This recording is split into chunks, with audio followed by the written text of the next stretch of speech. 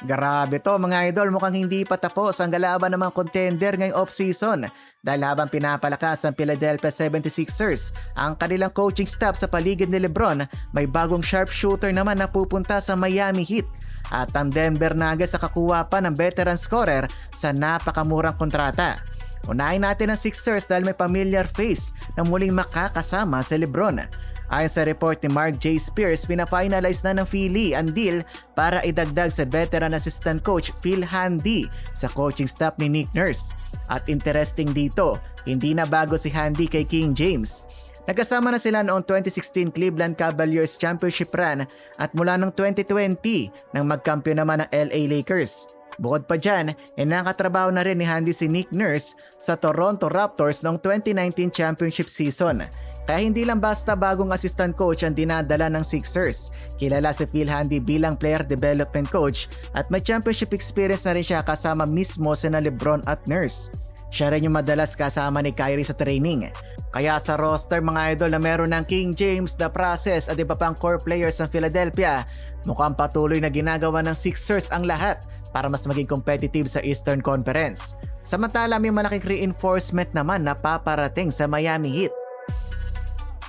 Ayon kay Shams, plano ni Klay Thompson na pumirma ng 2-year deal na halos $13 million sa Miami pagkatapos ng makalampas sa waivers mula sa kanyang $17.5 million contract sa Dallas. May player option din daw sa second year ng bagong kontrata. At malinaw kung bakit interesado ang Heat kay Klay.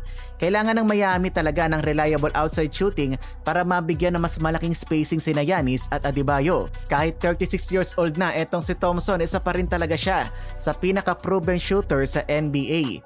Last season nga nag-average siya ng 11.7 points at 2.1 rebounds para sa Mavs.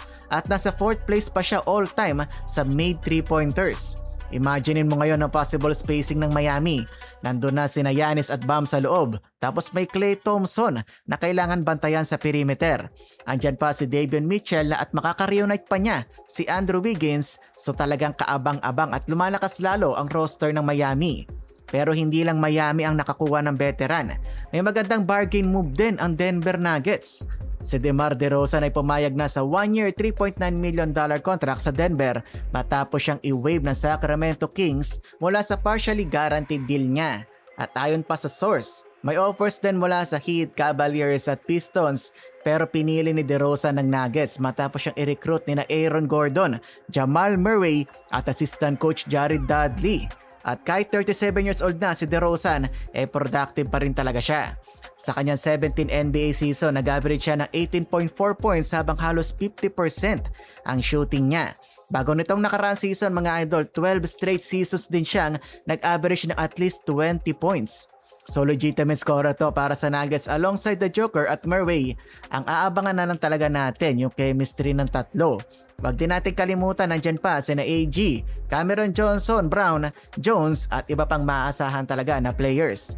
Kaya para sa Nuggets, malaking bagay na makakuha ng scorer na ganito ka-experience sa halagang $3.9 million lang. Lalo na't limitado ang kanilang financial flexibility bilang second apron team. Dahil dito sa mga galaw ngayong off-season, mas nagiging interesting talaga ang paparating na NBA season. Philadelphia, dinagdagan ng championship experience sa kanilang coaching staff. Miami kumuha ng isa pang greatest shooter sa history para makatulong kay Giannis at Bam. At Denver, nakakuha ng proven scorer sa bargain deal.